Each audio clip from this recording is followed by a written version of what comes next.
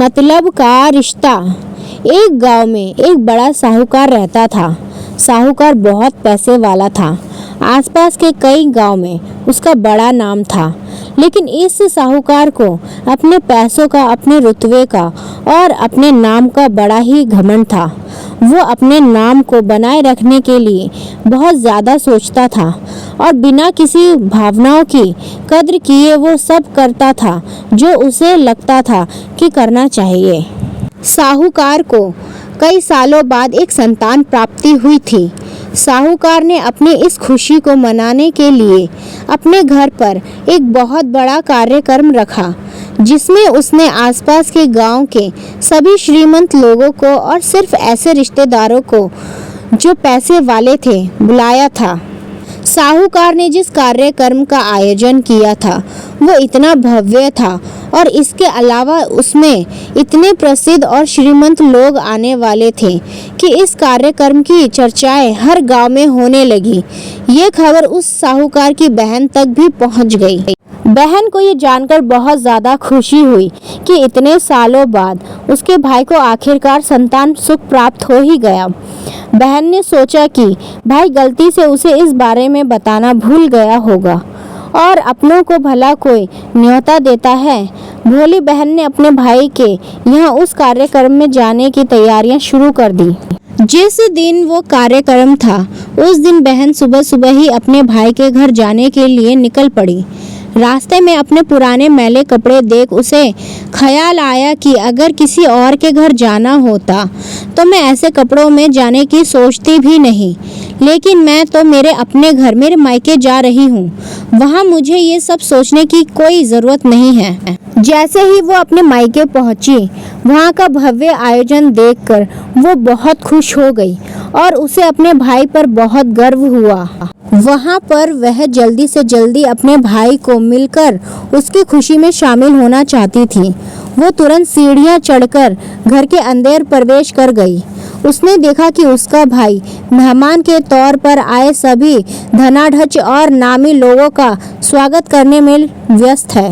बहन जैसे ही अपने भाई की तरफ उससे मिलने के लिए बढ़ी, उसके भाई की नज़रें उस पर पड़ गई और अपनी बहन को ऐसे मैले पुराने कपड़ों में देखकर भाई ने उससे मिलना तो दूर बल्कि तुरंत बहाना बनाकर वहां से निकल गया। बहन ने सोचा, इतने लोगों में बेचारा अकेला भाई क्या क्या करे, ज़रूर उसे कुछ काम याद आया होगा इसलिए वहां से चला गया होगा। बहन बाद में अपने भाभी से मिलने गई। भाभी ने उसका स्वागत किया और उसे खाना खाने के लिए आग्रह किया। बहन ने सोचा, ठीक है, पहले खाना खा लेती हूँ, फिर बाद में आराम से भाई से मिल लूँगी। बहन खाना खाने के लिए पंगत में बैठी।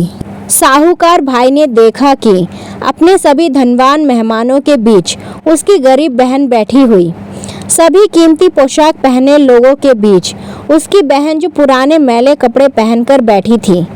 ये साहूकार से देखा नहीं गया। उसने अपनी बहन को अपने पास बुलवाया, भला बुरा सुनाया और वहां से जाने के लिए बोला। बहन ने अपने सपने में भी नहीं सोचा था कि उसके साथ कभी ऐसा व्यवहार भी हो सकता है और वह भी उसके खुद के मायके में। अपना अपमान होने के बाद बहन तुरंत अपने घर ससुराल जाने के लिए चल पड़ी। बहन इस बात को पचा ही नहीं पा रही थी कि उसके अपने भाई ने उसके साथ इतना बुरा व्यवहार किया। उसकी आंखों से आंसू नहीं थम रहे थे। रास्ते में उसे अपनी पुरानी दोस्त मिली। उस दोस्त ने उसे रोने का कारण पूछा। हालांकि बहन उसे कुछ भी नहीं बताना चाहती थी, लेकिन दोस्त के बार बार पूछने पर उसने उसके साथ हुई सारी घटना उसे बता दी। उसकी दोस्त एक समझदार महिला थी और काफ़ी प्रैक्टिकल सोचने वाली थी। उसने कहा, अगर तुम मेरी बात मानो तो एक दिन तुम्हारा भाई खुद तुम्हें अपने यहाँ बुलाएगा और तुमसे माफ़ी मांगेगा। बहन ने उसे कहा कि मैं तुम्हारी हर बात मानूंगी, बताओ मुझे क्या करना होगा। दोस्त ने कहा कि तुम इस अपमान को, इस दुख को एक दिशा दे दो और कोई गृह उद्योग शुरू कर दो। उसमें इतनी मेहनत करो कि उस काम में तुमसे अच्छा कोई भी ना हो। बहन को अपने दोस्त की बात सही लगी। उसने घर पहुंचकर अपने आंसू पोंछकर उसी दिन से एक गृह उद्योग शुरू किया। उसने दिन रात मेहनत की, अपने साथ कई और गांव की महिलाओं को जोड़ा और देखते ही देखते उसका गृह उद्योग चल पड़ा। कुछ ही सालों में आसपास के 50 गांव में उसका नाम और रुतबा काफ़ी बढ़ गया और अब वह पैसों के मामले में अपने भाई से भी ज़्यादा बड़ी बन गई। भाई को भी जब पता चला कि उसकी बहन इतनी श्रीमंत हो गई है तो उसने सोचा कि एक बार उससे मिलकर आया जाए। वो जब अपने बहन को उसके घर मिलने पहुंचा तो बहन ने उसका किसी राजा महाराजा की तरह स्वागत किया, उसके पसंद का खाना खिलाया। बहन का ऐसा व्यवहार देखकर भाई को अपनी पिछली गलती का एहसास हुआ, इसलिए उसने अपनी बहन को अपने घर होने वाली पूजा के लिए आमंत्रित किया। कुछ ही दिनों बाद बहन अपने भाई के यहाँ उस पूजा के लिए पहुँच गई। जैसे ही बहन अपने भाई के घर पहुँची, उसका भाई उसके स्वागत के लिए दरवाजे में ही खड़ा था। बहन अपनी महंगी गाड़ी में आई थी। उसने बहुत कीमती साड़ी और उससे भी ज़्यादा कीमती गहने दागिने पहन रखे थे। बहन का ऐसा ठाट बाट देखकर सिर्फ भाई नहीं बल्कि उसका पूरा गांव दंग रह गया। भाई दौड़कर आया और बहन की गाड़ी का दरवाज़ा खोलकर उसे बाहर आने के लिए कहा और बड़े प्यार से उसे पूजा का प्रसाद ग्रहण करने के लिए बुलाया। बहन को इस बार 12 पकवान परोसे गए थे। चांदी की थाली में उसे खाना दिया गया था। वह साथ में एक सोने की चम्मच भी रखी गई थी। उसके बैठने के लिए बेशकीमती पाट रखा गया था। बहन को ये सब देखकर उसके वह पुराने दिन याद आ गए जब भाई ने उसे बिना खाना खिलाए ही भला बुरा कहकर वापस लौटा दिया था। बहन खाना खाने के लिए तो नहीं बैठी, लेकिन उसने अपने सारे कीमती दाग दगीने और जेवर उतारकर उस थाली के सामने रख दिए और खाने में से कुछ निवाले उन दाग दागिने पर रख दिए। बहन का ऐसा व्यवहार देखकर सभी हैरान थे। किसी को नहीं समझ में आ रहा था कि बहन ऐसा क्यों कर रही है।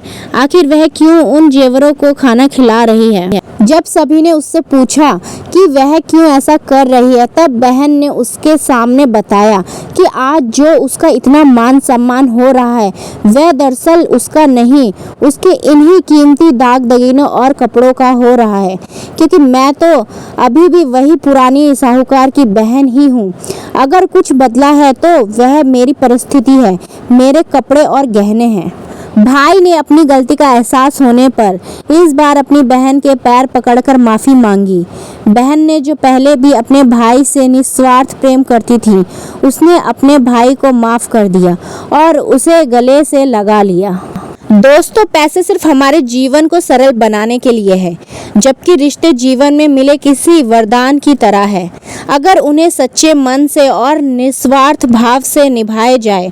पैसे खर्च हो जाए तो आप बाद में भी कमा सकते हैं, मगर रिश्ते खर्च हो जाए, टूट जाए तो दुनिया का सारा धन भी आपको उन्हें वापस नहीं दिला सकता। दोस्तों, उम्मीद करती हूँ मतलब का रिश्ता दिल छूने वाली कहानी आपके भी दिल को छूने में कामयाब रही होगी। वीडियो पर नए हो तो वीडियो को लाइक कीजिएगा और हमारे चैनल को सब्सक्राइब कीजिएगा। तो चलिए, धन्यवाद, बाय बाय।